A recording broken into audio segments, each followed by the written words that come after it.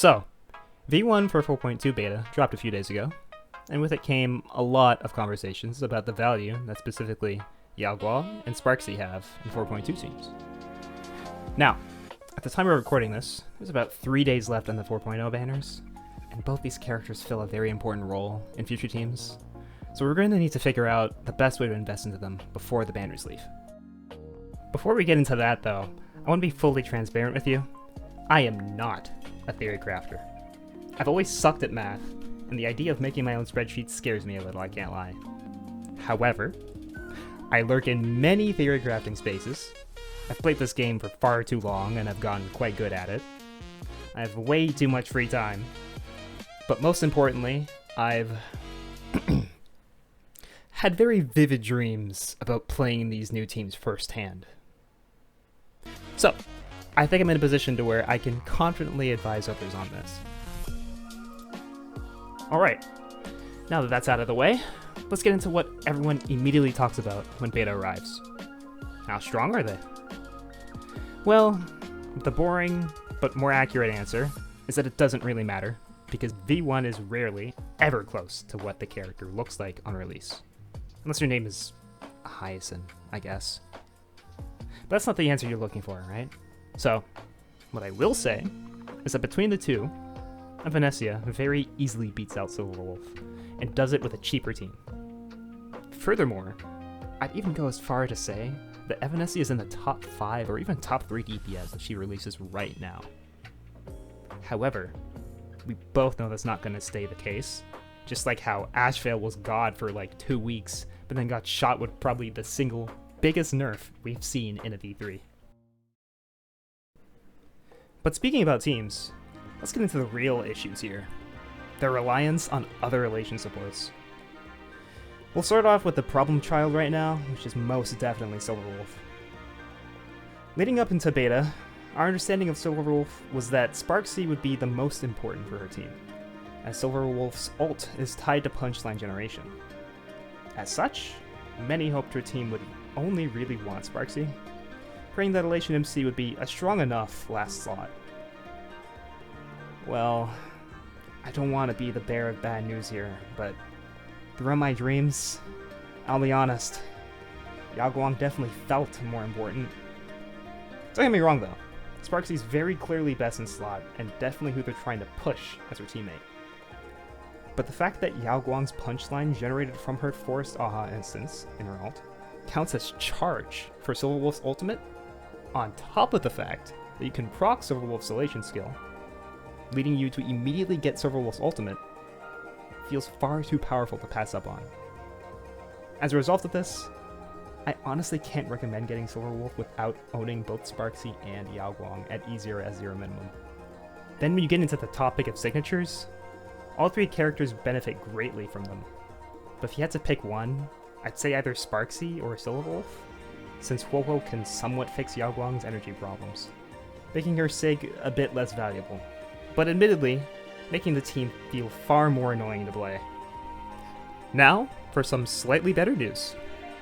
Evanescia has a lot more team options, since she has the ability to be played in both Elation teams and traditional hypercarry teams. Now the Elation teams look to be about what you'd expect, as you'll be running Evanescia, Yaoguang, and Elation MC usually, all together.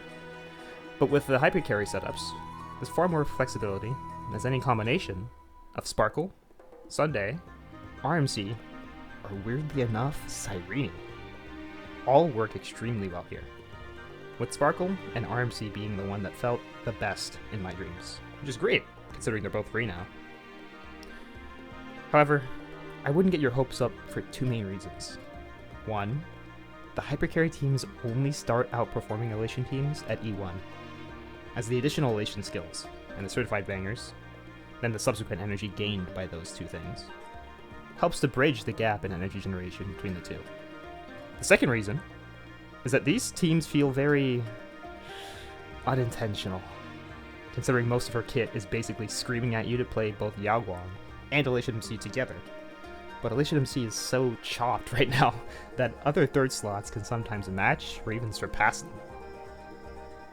Right now I'd say this feels very similar to Ashvale V1, if you know what I mean. Well, I suppose it's time to answer the big question. Who should you pull right now for the 4.2 characters? Before I get to that, let's ask this question. Should you pull either of them at all yet? Now that one is honestly a tougher question to answer, as it's hard to predict what will remain of the V1 kits by release, if anything at all, to be honest. But I'd say that each of them will feel noticeably worse without at least one of these two characters. But to answer the main question, I'd say if you intend to pull either Silverwolf or Evanescia, Yao Guang better be on your account, man. In the case of Silverwolf, you either go big or go home. All three characters feel very irreplaceable, which, in a vacuum, I'd be okay with, if the numbers backed up such investment, like with Memo Slop. But currently, she's just a fraud in comparison to Evanescia, which is funny, but shouldn't be taken as a serious statement, because this will 100% change. I have zero doubts in that whatsoever. In regard to Evanescia, what I said about Yao Guang isn't entirely true if she releases as she is right now, since you can cheat by getting her E1 and running traditional teams. But as we talked about numerous times, things will change, and her current flexibility in teams feel very unintended. So they'll likely push the Elation team far more in future iterations, making Yao Guang invaluable. Either way, I'd say it's a good call to invest into one of these teams, since it's an anniversary patch, and if we've learned anything over these past 3 years in HSR, it's that investing in anniversary characters is, well,